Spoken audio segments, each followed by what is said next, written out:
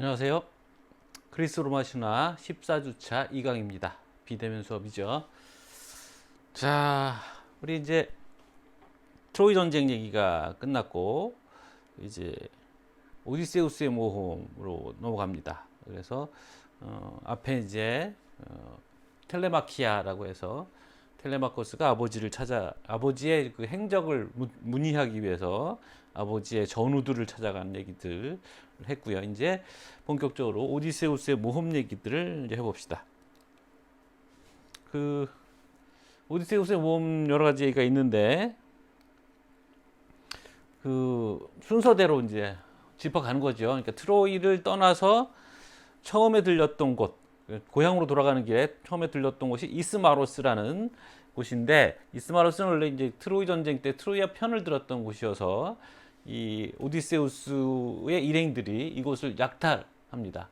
근데 여기 지역의 제사장이었던 마론 집안이 있어서 이 집안을 이제 오디세우스가 보호해 주죠. 그래서 그 답례로 포도주를 얻게 됩니다.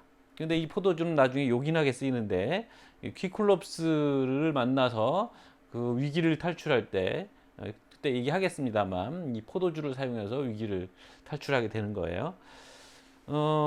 근데 이제 이 약탈을 하고 나오는 길에 폭풍을 만나서 9일간 떠밀려 다닙니다. 이 9일이라는 숫자가 그 그리스에서 이게 상징적인 숫자라서 이 9일이라는 건 현실에서 환상 세계로 넘어간다는 그런 징표로 사용되는 숫자라고 합니다. 그래서 이제부터 벌어지는 오디세우스의 모험은 현실계가 아니라 환상계에서 이루어지는 일종의 환상이라는 암시를 곳곳에서 호메로스가 하고 있습니다. 그 다음에 가게 된 곳, 9일 후에 떠밀려서 가게 된 곳은 로토스를 먹는 사람들. 로토스라고 지금도 과자가 있어요. 뭐 연꽃이라고 번역도 얘기를 하는데 이제 뭐 상상 속의 과자이고, 이제 이 사람들은 되게 무책임한 사람들이어서 그 오디세우스에서 얘기되는 여러 가지 어떤 도덕성 중에 무책임의 유혹을, 이 로토스를 먹으면 고향 생각이 잊어버린다는 거죠. 그래서 무책임의 유혹에 빠지는 그런 이제 위기를 겪고, 그 다음에 가게 된 곳이 이제 폴리페모스가 살고 있는 섬입니다. 폴리페모스는 그 외눈박이 거인 퀴클롭스의 한 사람이죠. 한 존재죠. 그러니까 이 폴리페모스의 섬에서는 그 퀴클롭스들이 모여 살고 있었고, 그 중에 폴리페모스라는 이름을 가진 그 퀴클롭스가 있었는데, 이 퀴클롭스는 사실은 포세이돈의 아들입니다. 그래서 이 오디세우스의 일행이 이 섬에 당도를 해서 이제 정찰을 보냈는데 동굴을 발견한 거죠. 그래서 동굴을 발견해서 오디세우스는 이때만 해도 굉장히 그 사교적이고 지적 호기심이 넘치고 뭐 이런 꽤 많은 오디세우스의 그 별명에 걸맞게 그런 사람이라서 폴리페모스의 거처를 발견하고 거기에 이제 뭐 양들도 키우고 그랬단 말이에요. 그래서 만나보고 싶어 합니다. 인사를 나누고 싶어 하죠. 그래서 동굴에서 기다렸더니 폴리페모스가 도착을 한 거죠. 폴리페모스가 사짜고짜 동굴 문을 바위로 닫고 오디세우스의 일행 중 한 명을 붙잡아서 패대기를 쳐서 먹습니다. 식인을 하는 존재였던 거죠. 그래서 이제 그 동굴에 갇히게 돼 있고, 오디세우스 일행들 이제 천천히 먹어치우겠다고, 뭐 거대한 거인이니까 어떻게 해코지도 못하고 뭐 그런 상황에서 이제 가축처럼 그 동굴에 가둬놓은 겁니다. 오디세우스가 꾀를 내서 일단 아까 얘기했던 그 포도주, 마론 집안에서 줬던 그 포도주를 피클롭스에게 줍니다.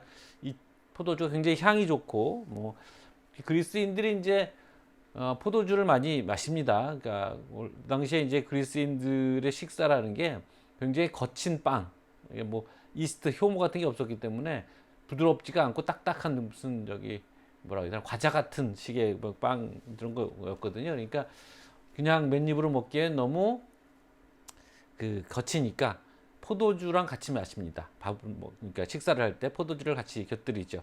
그래서 그 포도주가 보통 20도 정도 되잖아요. 그래서 그런 정도 뭐 도수는 너무 세니까 20도가 아니 12도인가요? 네, 12도쯤 된 너무 세니까 식사하기에는 그래서 섞어 마십니다. 4대 1. 그러니까 술자리에도 사실 섞어 먹어요. 4대 1 정도, 3대 1 정도 해서 술 섞는 그릇, 크라테르라는 데다가 놓고서 이제 섞어 마시는 그런 형태인데 이 술은 뭐 워낙 좋아서 20대 1로 섞어도 뭐 향과 맛이 좋았다. 뭐 이런 얘기가 있어요. 그래서 하여튼 그 술을 폴리페모스에게 대접을 하는 거죠. 그랬더니 폴리페모스가 술이라는 걸 너무 처음 봤던 건지 그래서 굉장히 기분이 좋아하면서 너는 가장 마지막에 먹어주마. 그런데 너 이름이 뭐니? 이렇게 물어본 거죠. 그랬더니 이 오디세우스가 의미심장한 말을 합니다. 우티스라고 합니다. 내 이름은 우티스다. 우티스가 영어로 번역하면 nobody랍니다. nobody. 아무것도 아닌 자라는 뜻인 거죠. 근데 뭐 발음만 들으면 그냥 우티스잖아요. 우티스 이름일 것 같잖아요. 우티스. 그래서 오디세우스가 술을 진탕 먹여서 폴리페모스가 잠들게 합니다. 깊이 잠든 걸 보고 그 폴리페모스의 동굴에 있던 물건 중에 긴 막대기가 있어서 그 막대기의 끝을 불에 달궈서 깎아내고 뾰족하게 만든 다음에 잠든 폴리페모스의 눈을 찌릅니다. 그러니까 폴리페모스가 막 난리를 치지만 눈에 보이지 않으니까 눈이 또 하나고 그래서 사실 이런 얘기가 성립되는 거겠죠. 눈이 두 개면 하나 찌르는 사이에 깨날 테니까 그래서 하나는 보일 텐데 눈이 하나뿐이니까 한 번에 찌르고 보지를 못하는 거죠. 그래서 동굴 구석구석에 잘 숨어 있다가 나 그 난리 중에 잡히지 않았고 그래서 다음날 아침이 밝으니까 이 폴리페모스도 꾀가 말짱한 존재라서 괴물이라서 일단 양들을 내보내야 되거든요. 이 사람 이 존재도 목축을 하니까 그래서 양을 내보내야 하지만 내보낼 때 이 오디세우스 일행들이 같이 도망갈 수가 있으니까 그 동굴 막던 바위를 치우고 양을 내보내면서 양들을 손으로 더듬습니다. 그러면서 양의 등을 이제 더듬는 거죠. 타고 있지 않는가 해서. 어이구. 그런데 그걸 미리 알고 오디세우는 또 꾀를 내서 양배에 매달려서 한 명씩 보냅니다. 그래서 무사히 다 빠져나가서 배에 도착을 했죠. 근데 오디세우스가 이때까지만 해도 기고만장해갖고 이제 무사히 빠져나왔으니까 그걸 알고 폴리페모스를 부른 거죠. 폴리페모스가 나중에 사실 알고 막 뛰쳐나오니까 오디세우스가 나는 오디세우스다라고 이제 뭐 외친 거죠. 근데 이게 이제 화근이 된 겁니다. 왜냐하면 폴리페모스가 포세이돈의 아들이니까. 그래서 이제부터는 포세이돈의 그 저주를 받는 거죠. 포세이돈이 끊임없이 괴롭히고 오디세우스 일행들을 죽이고 그러는 겁니다. 자, 그래서 이제 폴리페모스의 섬에서 빠져나와서 폴리페모스는 뭐그 바위도 던지고 뭐 그래요. 폴리페모스에서 빠져나와서 다음에 도착한 곳은 아이올로스의 섬입니다. 아이올로스는 바람의 왕이거든요. 그래서 청동으로 담을 친 섬의 왕이에요. 근데 이제 이 아이올로스의 섬이 떠다니는 섬이었단 말이에요. 그래서 이제 이 모티브가 계속 발전을 합니다. 여기 써 있듯이 루키아노스라는 사람이 진실한 이야기라는 그리스 사람인데 고대 책을 썼는데 거기는 이제 이 얘기가 변형돼서 하늘을 떠다니는 섬으로 나옵니다. 그리고 하늘을 떠다니는 섬이라고 하면은 이게 또 걸리버 여행기에 라퓨타인들이 사는 곳으로 나오고 바로 이 라퓨타가 그 일본 애니메이션 영화 감독 미야자키 하야오의 천공의 섬 라퓨타로 연결이 되는 거죠.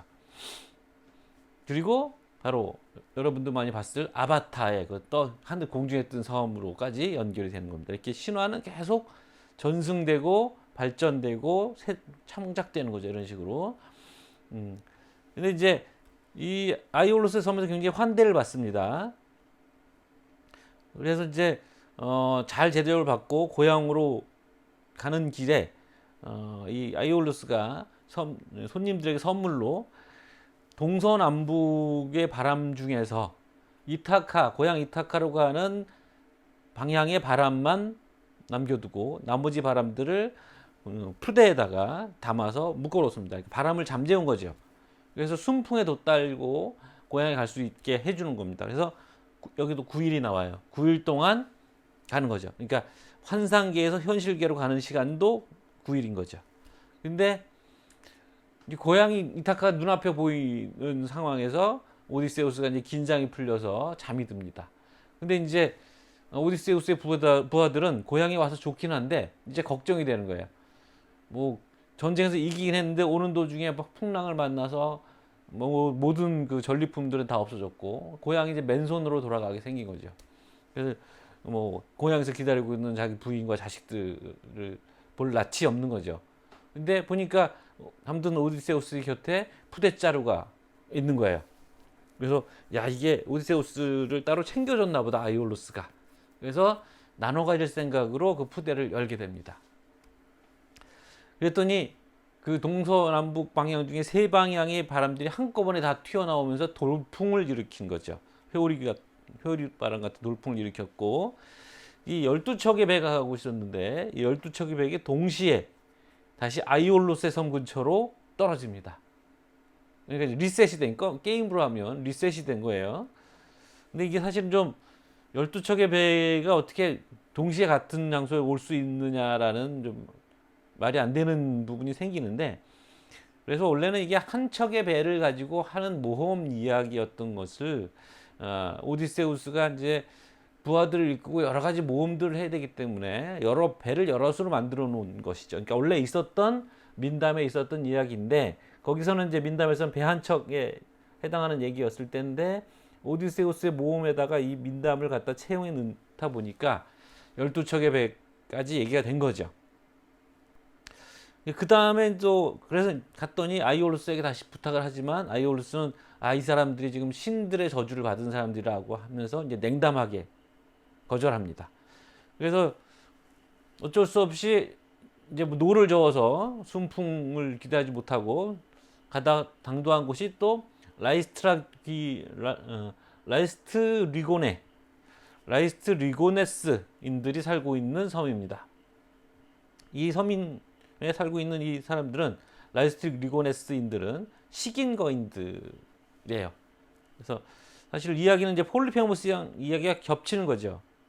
그래서 민담 소재의 이야기가 계속 들어오다 보니까 그런 건데 그래서 이제 그 얘기를 트로이 전쟁이랑 엮다 보니까 그 아까 얘기한 것처럼 배를 많이 갖게 된 거잖아요. 그래서 이 두 가지 얘기가 중복되는데 굳이 호메로스가 라이스트리고네스인들 얘기를 다시 실은 이유는 여기서 이제 이들이 또 와서 오디세우스 일행들을 잡아먹고 또 이들도 거인이라서 돌을 던져서 배들을 난파시키고 그럽니다. 그래서 12척의 배 중에 11척의 배가 이제 없어집니다. 이 과정에서. 그러니까 배를 줄이기 위해서 호메로스가 이 이야기를 남겼던 거죠. 자, 여기 보시면 여기 폴리페무스 잠든 폴리페무스의 눈을 찌르고 있는 장면입니다. 그래서 큰 막대기로 눈을 찌르고 있는 모습이죠. 그래서 이거는 티베리우스 스페르롱가에 있는 티베리우스의 집에 있었던 것을 AD 1세기에 복원한 그 그림입니다. AD 1세기 있던 것을 복원한 조각이죠. 멋있죠? 예. 그 다음에 이게 바로 이제 폴리페모스가 분노해서 바위를 던지고 있는 장면입니다. 그래서 이제 오디세우스가 자기 실명을 댔기 때문에 포세이돈이 쫓아다니면서 괴롭히게 되는 모티브가 되는 거죠. 이 그림은 아놀드 베클린이라는 화가의 그림이고 1896년 그림입니다.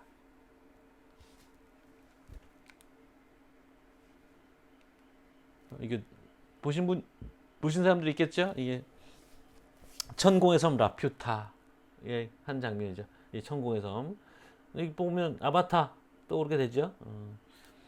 무슨 뭐 중국의 무슨 어느 기괴한 지형에서 아이디어를 얻었다고 하지만 이거 오래된 아이디어인 겁니다. 천국에서 랍스타. 자, 그 다음에 도착하게 되는 곳이 이제 키르케. 키르케는 전에도 나왔었죠. 아르고의 모험에서 메데이아의 고모였어, 고모. 이게 이제 마녀 집안이었던 거죠. 그래서 키르케도 마녀인데 그 이 섬에 도착을 해서 이제 정찰대를 먼저 보냅니다. 오디세우스의 부하들을 보냈는데 키르케가 이 사람들을 대접을 하죠. 나그네들을 대접하는데 음식을 먹으니까 고향 생각이 안 나고 키르케가 그들을 지팡이로 건드리니까 돼지가 돼버립니다. 약을 탄 음식인 거죠. 근데 그 중에 한 사람만 안 들어가고 있다가 그 광경을 보고 오디세우스 와서 얘기를 합니다. 그랬더니 오디세우스가 이제 걱정스러워 하는데 헤르메스가 여기 나타납니다. 그래서 몰리라는 약을 헤르메스에게 주는데 이 약을 어떻게 했는지에 대해서는 얘기가 없대는데 하여튼 오디세우스는 그 음식을 먹고도 멀쩡해서 키르케 칼을 들고 이제 키르케를 위협하죠. 그랬더니 갑자기 키르케가 자세를 바꿔서 태도가 바뀌어서 키르케가 잠자리를 같이 하자고 제안을 하니까 여기서 또 오디세우스가 마다하지 않고 대신 나를 해치지 않겠다. 이게 무장을 해제해야 되니까 옷을 벗어야 되니까 해치지 않겠다는 맹세를 받고 잠자리를 합니다. 그리고 나서 키르케한테 얘기해서 부하들을 이제 돌려놓게 되는 거죠. 본 모습으로. 그래서 이제 이게 뭐 키르케가 왜 이렇게 변덕을 부리느냐 뭐 이런 얘기예요. 그래서 갑자기 뭐 잠자리를 원하고 뭐 이런 식의 얘기가 있는 게 뭐냐. 이게 캐릭터가 좀 이상하잖아요. 그래서 근데 그거 보면 그 마녀라는 게 사람들을 만나서 바로 죽이거나 또는 짐승으로 만드는 마녀의 유형이 있고 데리고 놀다가 죽이는 마녀의 유형이 있어서 그 두 유형을 민담해서 역시 그 유형을 합친 캐릭터가 이제 키르케라는 거예요. 그래서 오디세우스가 잠자리를 하기 전에 미리 맹세를 받는다는 거죠. 그 전형적인 수법을 알고 뭐 그래서 이제 그 캐릭터라서 이게 좀 약간 매끈하지 않은 전개, 이상한 전개가 있었다는 거고요. 그래서 이제 1년간 여기에 머무는데 부하들이 돌아가자고 자꾸 이제 그러는 거죠. 그래서 키르케는 아쉬워하지만 보내기로 하고 그래서 대신에 떠나기 전에 이 섬을 떠나기 전에 앞으로 다가올 운명들을 미리 알아내기 때문에 저승에 가서 하데스에 가서 예언자 테이레시아스를 만나서 예언을 듣고 하라. 뭐 이런 얘기를 하는 겁니다. 그런데 이제 테이레시아스의 예언이라는 게 뭐 별로 그렇게 대단한 건 아니었고 사실은 이제 우리 테세우스도 그렇고 헤라클레스도 그렇고 영웅으로서 겪어야 될 인문 의례 같은 게 바로 이제 저승을 갔다는 거죠. 하데스를. 그래서 그런 성격이 더 있다라는 얘기고요. 그래서 이제 키르케가 시킨 대로 그 하데스의 입구까지 찾아가서 거기서 양을 잡아서 그 피를 구덩이에다 이렇게 담아 놓으니까 홀룡들이 나타나서 그 피를 마시면서 말을 하기 시작해요. 그 전에 홀룡들은 그냥 창백하게 떠다니는 그림자 같은 희뿌연 그림자 같은 그런 존재들이었거든요. 피가 들어가니까 서로 대화가 가능한 상태가 되죠. 그래서 거기서 많은 사람들을 만나게 되는데 죽은 아킬레우스도 여기서 만나서 아킬레우스가 죽으면 아무것도 없다. 그래서 뭐 개똥밭에 굴러도 그렇죠. 개똥밭에 굴러도 이승이 낫다. 뭐 이런 얘기를 이제 해줬다는 겁니다. 그래서 이게 바로 이제 일리아스와 오디세이아의 그 세계관의 차이를 보여주는 장면이다. 뭐 이런 얘기도 했었죠 지난번에. 그래서 뭐 그렇죠. 여기서 네, 이 장면 키르케 멋있는 그림이라서 따왔습니다. 사자며 늑대며 이렇게 있는데 호랑이 가죽 팔이 깔고 이게 이제 사람들이 다 변해서 됐다는 얘기도 있고 그래서 이 그림은 전에도 한번 보여줬지 않았나요? 라이트 바커라는 사람이 1889년에 그린 그림이고요. 그 다음 그림은 이게 이제 키르케를 위협하는 오디세우스. 칼 든 게 보이시죠? 키르케 도망가고 있는 장면. 여기 부하들이 개돼지가 됐는데 뭐 반은 사람 모습을 한 것처럼 여기 그려져 있어요. 이거는 기원전 440년경에 만들어진 화병이고 베이스. 여기 이제 테이레시아스를 만난 오디세우스를 그린 그림입니다. 이것도 그림이 멋있어요. 뒤에 이제 뭐 여러 혼룡들이 다 뿌옇게 보이죠. 테이레시아도 피를 마셨기 때문에 지금 대화가 가능한 거죠. 이거는 하이니히 피슬리 독일 사람인데 이 사람은 18세기에서 1780년에서 85년 사이에 그려졌던 그림이라고 합니다.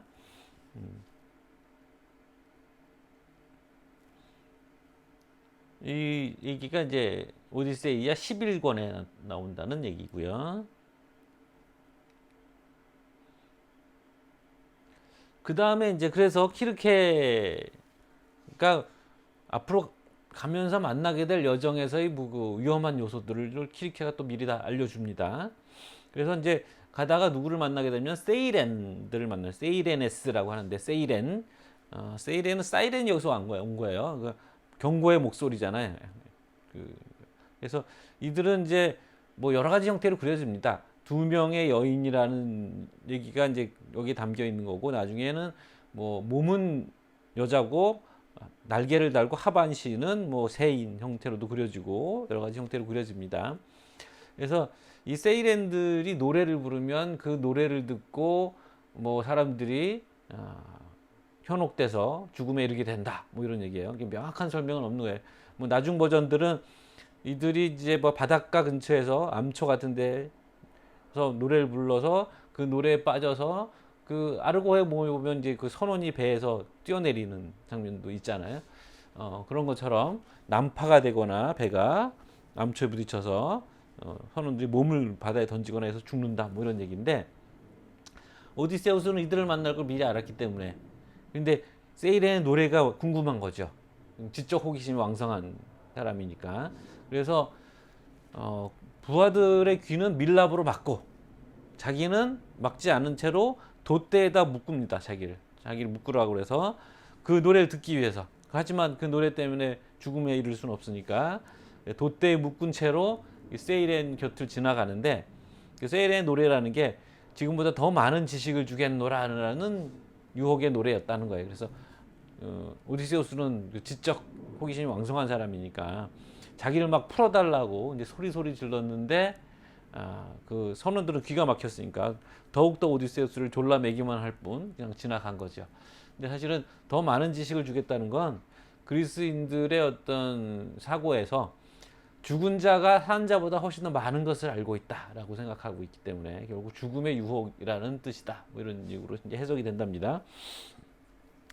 그 다음에 지나가는 바닷길에서는 카립디스와 스킬라를 만나게 되는데, 원래는 이제 그 떠다니는 바위 쪽과 그 다음에 양쪽에 봉우리가 있는 사이길이 있는데, 그 사이길 중에 둘 중에 하나를 택하라라는 거였는데, 떠다니는 플랑크타이, 그것도 아르고의 모험에 나왔던 것과 유사한 거예요. 이렇게 뭐가 지나가면 닫혔다가 다시 열리는 뭐 그 플랑크타이 바위와 유사한 형태인 거죠.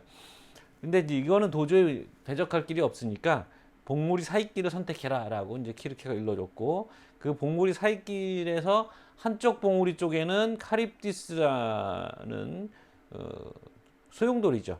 거대한 소용돌이가 주변 물을 쭉 빨아들였다가 또 거꾸로 돌면서 다시 토해냈다가 뭐 이런 걸 반복하고 있는 게 이쪽에 있고, 반대쪽에는 스킬라라는 괴물이 그 절벽에 있는 동굴에 살고 있어서 머리가 6개고 다리가 12인 괴물인데, 원래 여인이었다가, 이것도 전에 한번 얘기를 했던 겁니다.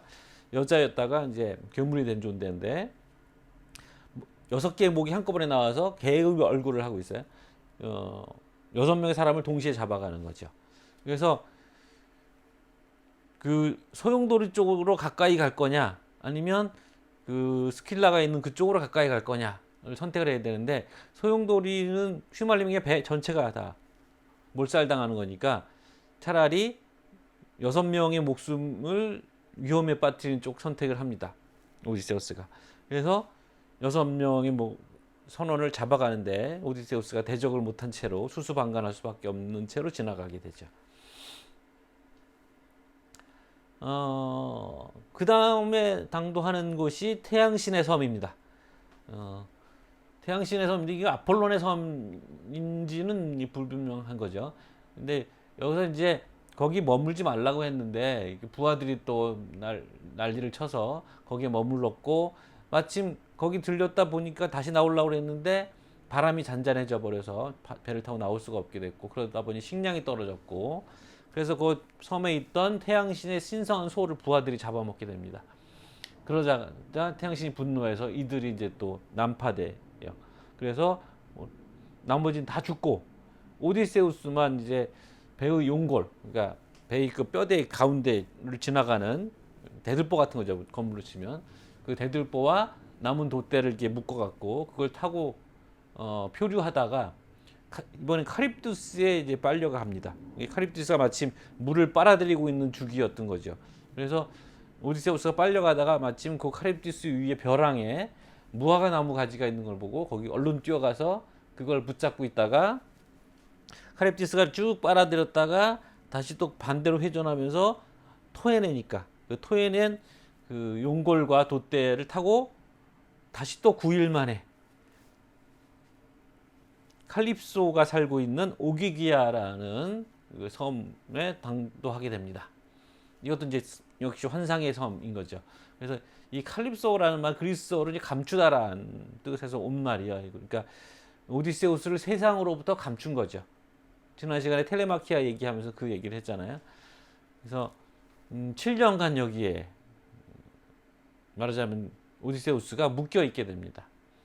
그래서 지난번에 얘기했던 사곤 끝부분에서 신들이 이제 그만 오디세우스를 집으로 돌려보내자 포세이돈이 자리를 비운 사이에 신들의 합의로 칼립소를 에게 보내라고 얘기하고, 오디세우스도 지난번에 얘기한 것처럼 나를 아는 사람들 품에서 죽고 싶다라고 얘기해서 이제 뗏목을 만들어 타고 집으로 가게 됩니다. 근데 이제 이 가는 길에 스켈리아라는 곳에 가게 되는데, 오디세우스가 거기서 또 풍랑을 만나게 돼요. 그러니까 그 포세이돈이 알아차린 거죠.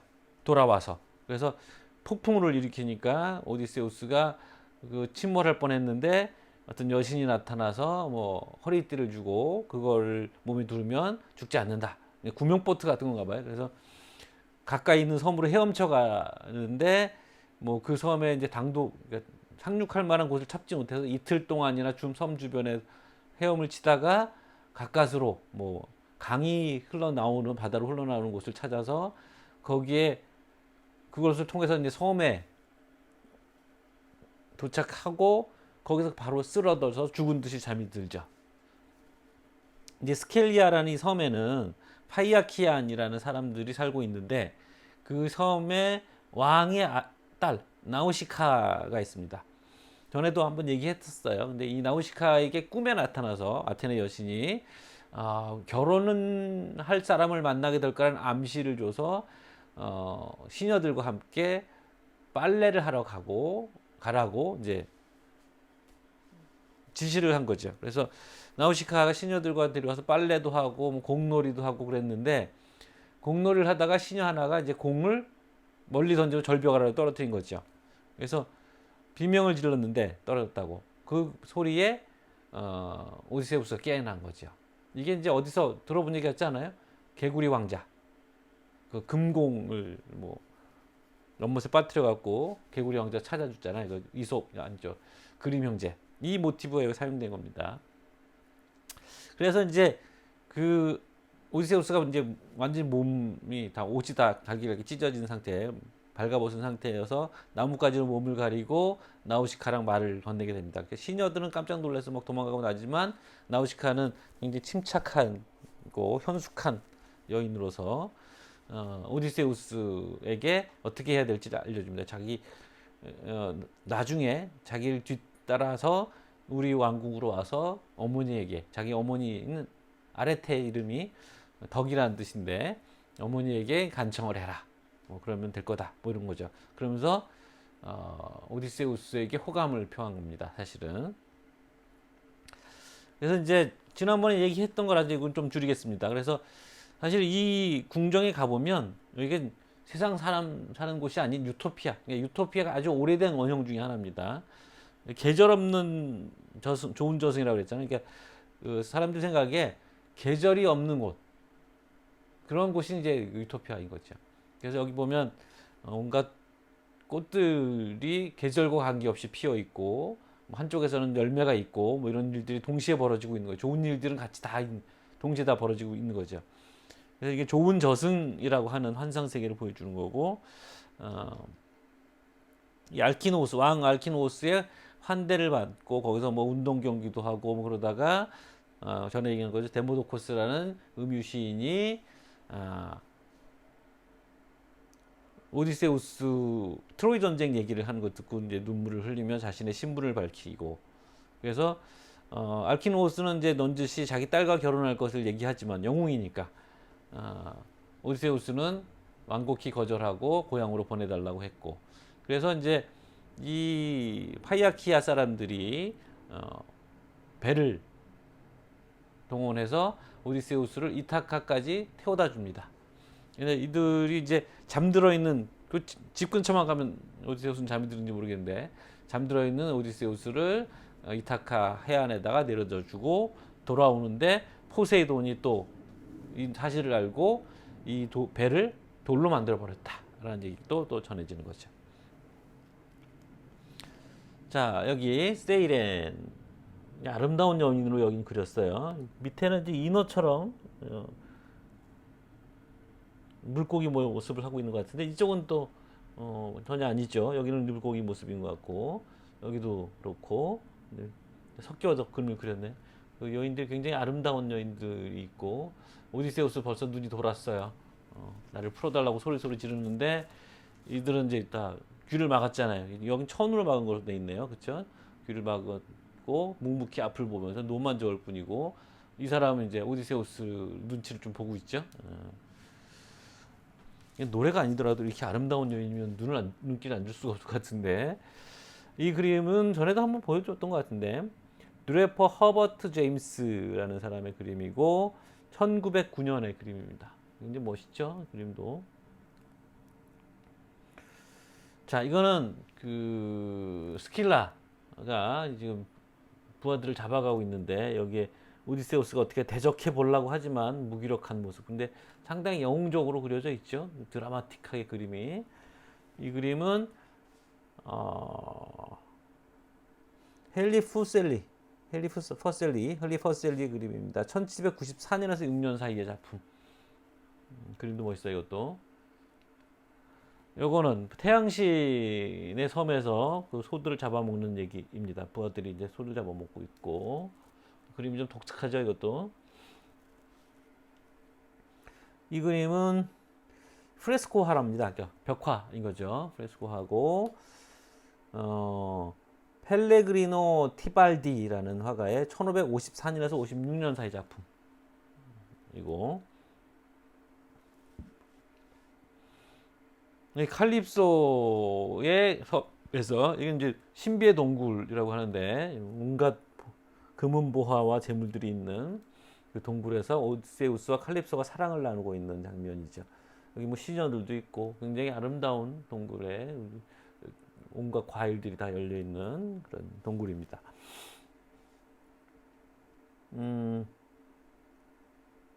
환상의 동굴이라고 되어 있네요. 1612년 작품인데 얀 브루헬 작품입니다.